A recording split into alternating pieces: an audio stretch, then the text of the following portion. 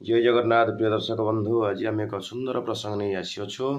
आज प्रसंग दुष्ट प्रति सतर्कता।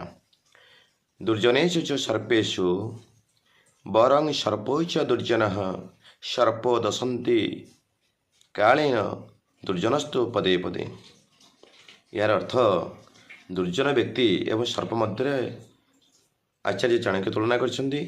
सर्प थरे मात्र दंशन करिथाए, यह मृत्यु होता है, किंतु दुर्जन व्यक्ति माने बारंबार तांकर कटु कथा द्वारा अन्य मानक पीड़ा दे था।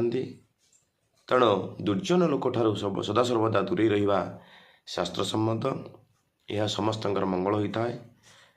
तेणु आमर ये चैनल टी आपण मानक जदि भल लगी थाए ये नुआ नुआ प्रसंग नहीं आम आसीअछु।